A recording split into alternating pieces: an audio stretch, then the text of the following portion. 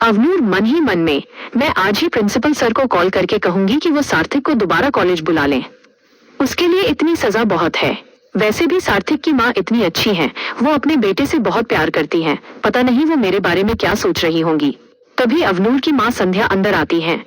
संध्या ने अवनूर को देखकर मुस्कुराकर कहा, वाह अवनूर, तुम तो बहुत सुंदर लग रही हो, बिल्कुल किसी राजकुमारी की तरह। अवनूर, आप भी न मॉम? संध्या, सच में? मैं तो कहती हूँ जब एसआरके का ओनर वहाँ आए तो तुम उसके सामने ही रहना, क्या पता तुम उन्हें पसंद आ जाओ। अवनूर, माँ ये कैसी बातें कर रही हैं आप? हम तो उन्हें जानते भी नहीं हैं, और क्या पता वो 40-50 साल का आदमी हुआ तो। संध्या, तो क्या पता अपने बेटे से शादी करा दे तुम्हारी। अवनूर, माँ आप कैसी बातें कर रही हैं? संध्या, अरे मैं तो ऐसे ही बोल रही थी। मैंने सुना है कि एसआरके एशिया की सबसे बड़ी कंपनी है, उनकी पार्टी में सारे बड़े बड़े लोग आएंगे। अवनूर, तो क्या हुआ, मेरे पापा भी एमएलए हैं। इधर दूसरी तरफ जिंदल मेंशन में सब लोग तैयार होकर हॉल में खड़े हैं। अशोक जिंदल ने कहा, अरे ये अहाना कहाँ रह गई? करिश्मा, आती ही होगी। सिद्धार्थ जिंदल, जल्दी बुलाओ उसे, हमें देर हो रही है। आरव, इन लड़कियों को रेडी होने में इतना टाइम क्यों लगता है? तभी अहाना सीढ़ियों से नीचे उतरते हुए आई। रिधि, कितनी देर लगा दी तुमने तैयार होने में? अहाना, बड़ी माँ हम इतनी बड़ी पार्टी में जा रहे हैं, सुंदर दिखने में टाइम तो लगेगा।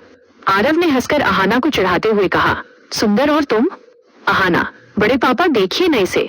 सिद्धार्थ, मेरी बेटी बहुत सुंदर लग रही है। अहाना, मैं बहुत एक्साइटेड हूँ एसआरके एंटरप्राइज की पार्टी में जाने के लिए। सुना है आज इस कंपनी के ओनर फर्स्ट टाइम सबके सामने आएंगे। सिद्धार्थ, मैं भी जानना चाहता हूँ कि ऐसा कौन है जिसने 2-3 सालों में अपने बिजनेस को इतना आगे बढ़ा लिया और एशिया की सबसे बड़ी कंपनी का ओनर बन गया, और अब ऑस्ट्रेलिया, अमेरिका जैसे देशों में भी कई कंपनियों को टक्कर दे रहा है।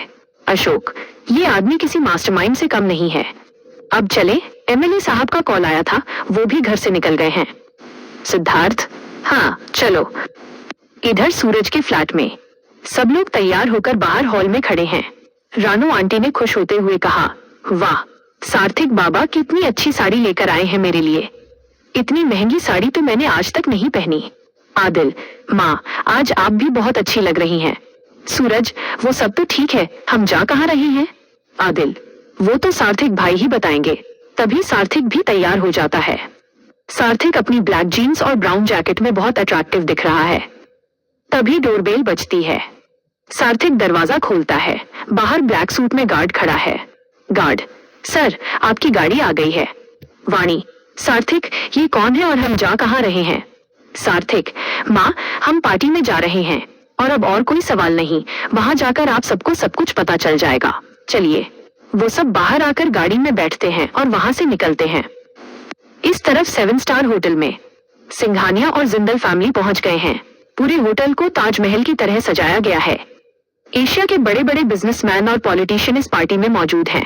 होटल की शानदार सजावट देखकर अहाना ने कहा, वाह ये सब कितना सुंदर है ना। शिवांश, हूँ, बस एक बार मैं एसआरके के ओनर से मिलना चाहता हूँ। सिद्धार्थ जिंदल, यहाँ सब लोग उन्हीं से मिलने आए हैं। आरव और अवनूर साइड में खड़े होकर बात कर रहे हैं। आरव, अवनूर मैं बता नहीं सकता तुम आज कितनी सुंदर लग रही हो। अवनूर, तुम भी अच्छे लग रहे हो। तभी मिस्टर मल्होत्रा जिंदल और सिंघानिया फैमिली के पास आए। मल्होत्रा, हेलो मिस्टर जिंदल, नमस्ते एमएलए साहब। अभिराज सिंघानिया, नमस्ते, आप यहाँ? मल्होत्रा, हाँ मैं यहाँ इनवाइटेड हूँ। मेरी कंपनी का टेंडर एसआरके के ओनर ने सिलेक्ट कर लिया है। शिवांश, मल्होत्रा साहब अभी फाइनल डिसीजन बाकी है। अभी डिसाइड नहीं हुआ है कि ये कॉन्ट्रैक्ट किसे मिलेगा, और मुझे लगता है आपने यहाँ आकर वक्त जाया किया है। जिंदल और सिंघानिया ग्रुप्स के आगे तो आपकी कंपनी कुछ भी नहीं है। मुझे यकीन है कि हमारा ही टेंडर पास होगा, और आप तो ये जानते हैं जिस कंपनी का नाम इस कंपनी से जुड़ जाए उसकी किस्मत बदल जाती है। मल्होत्रा, चलिए देखते हैं, टेंडर किसी का भी पास हो, लेकिन हमारे लिए तो यही बहुत बड़ी बात है कि हमें इस पार्टी में आने का मौका मिला और यहाँ के ओनर से मिलने का मौका मिला। एक साइड में एसआरके के वाइस प्रेसिडेंट नील ओबेरॉय खड़े हैं, उनके साथ कार्तिक भी खड़ा है। नील, सर सारी तैयारी हो गई है, सब कुछ परफेक्ट है, अब बस सर के आने का इंतजार है। कार्तिक, ठीक है। इधर सार्थक और उसकी पूरी फैमिली होटल प्राइड के बाहर खड़ी है। सूरज, वाह ये होटल बाहर से ही इतना बड़ा और सुंदर है, अंदर से कैसा होगा? आदिल, भाई ये तो 7 स्टार है ना। सार्थक, हाँ चलिए अब अंदर चलते हैं। वाणी, लेकिन बेटा हम ऐसे कैसे अंदर जा सकते हैं? सार्थक, माँ हम यहाँ इनवाइटेड हैं और ये होटल मेरे दोस्त का है। सूरज, तेरे इतने अमीर दोस्त कब से बन गए? सार्थक, अब चलो भी। सार्थक अपनी फैमिली के साथ अंदर जाने लगता है, तभी होटल के गार्ड्स उन्हें रोक लेते हैं। गार्ड, रुकिए, आप ऐसे अंदर नहीं जा सकते। इनविटेशन कार्ड दिखाइए। सार्थक, इनविटेशन कार्ड? वो तो मेरे पास नहीं है। गार्ड, तो फिर मैं आपको अंदर आने नहीं दे सकता। तभी नील फोन पर बात करते हुए वहां आता है। नील सार्थक को वहां खड़ा देख चौंक जाता है। उसने हड़बड़ाहट में गार्ड से कहा, आने दो उन्हें, वो स्पेशल गेस्ट हैं। नील की बात सुनकर गार्ड ने कहा, जाइए। सार्थक अपनी फैमिली के साथ अंदर आया। सार्थक, सारा इंतजाम हो गया है? नील, जी सर। सार्थक, कार्तिक कहाँ है? नील, वो अंदर ही है। सार्थक, अच्छा जाओ और बाकी के अरेंजमेंट्स देखो। नील वहां से चला गया। सार्थक अपनी फैमिली को लेकर अंदर आया। आदिल अपने चारों तरफ देखते हुए, वाह, मुझे ऐसा लग रहा है जैसे मैं कोई सपना देख रहा हूँ।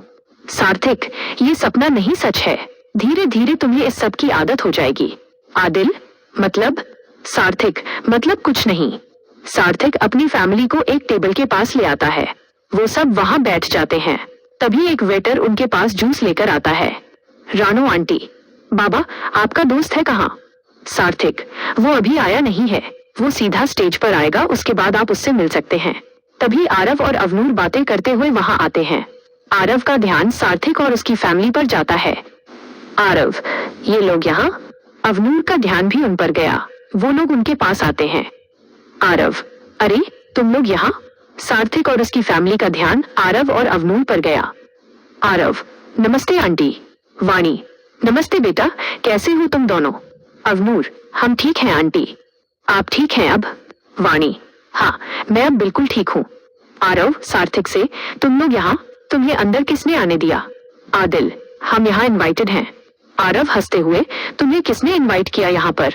पता भी है यहाँ किसकी पार्टी चल रही है? तुम लोग अंदर कैसे आ गए? और कपड़े तो बहुत अच्छे पहने हैं, कहाँ से चुराए हैं? अवनूर, बस करो आरव, ये कैसी बातें कर रहे हो तुम?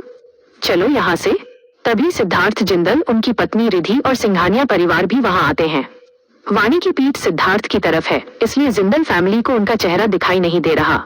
तभी सिद्धार्थ जिंदल ने आरव और अवनूर से कहा, तुम दोनों यहाँ क्या कर रहे हो? चलो, अनाउंसमेंट शुरू होने वाली है। ये आवाज वाणी को जानी पहचानी लगी, और लगती भी क्यों ना, इस आदमी की आवाज वो कभी नहीं भूल सकती थी। आरव, आ रहे हैं डैड। आरव के मुंह से डैड सुनते ही वाणी ने अपनी साड़ी के पल्लू से अपना मुंह ढक लिया। सार्थक ये सब नोटिस कर रहा था। सिद्धार्थ का ध्यान सार्थक पर गया। सिद्धार्थ, अरे सार्थक बेटा, तुम भी यहाँ हो? सार्थक, नमस्ते अंकल, मुझे तो यहाँ आना ही था। सिद्धार्थ, पिछली बार तुम अपनी माँ की तबीयत को लेकर काफी परेशान थे, अब कैसी है वो? सार्थक, वो बिल्कुल ठीक है। तभी शिवांश वहाँ आया। अंकल चलिए, डैड आपको बुला रहे हैं। सिद्धार्थ, अच्छा ठीक है चलो। वो सब वहां से चले गए। वाणी, सार्थक बेटा, मुझे लगता है हमें यहाँ से चलना चाहिए, मुझे यहाँ रुकना ठीक नहीं लग रहा। आदिल, लेकिन क्यों माँ? रानो, अरे दीदी, थोड़ी देर और रुकते हैं ना, हमें ऐसी पार्टी में आने का मौका रोज रोज थोड़ी मिलेगा। सार्थक, माँ बस कुछ देर और आपको किसी से छुपने की जरूरत नहीं है। अब सामने आने का टाइम आ गया है, हमारे साथ हुई हर ज्यादती का बदला लेने का टाइम। वाणी, ये तू क्या बोल रहा है? क्या चल रहा है तेरे दिमाग में? आदिल, भाई आप ये सब क्या बोल रहे हैं? कौन सा बदला और किससे बदला लेना है आपको? क्या करने वाला है सार्थक? क्या आदिल को अपने पिता का सच पता चल जाएगा? और जब जिंदल और सिंघानिया फैमिली को सार्थक का सच पता चलेगा तो उनका क्या रिएक्शन होगा? और एसआरके की ये डील किसे मिलेगी? सार्थक और अवनूर कैसे एक दूसरे के नजदीक आएंगे? जानने के लिए सुनते रहिए छलावा, एक प्रेम कथा, सिर्फ मेरे YouTube चैनल पर। वीडियो को लाइक और चैनल को सब्सक्राइब करना न भूलें।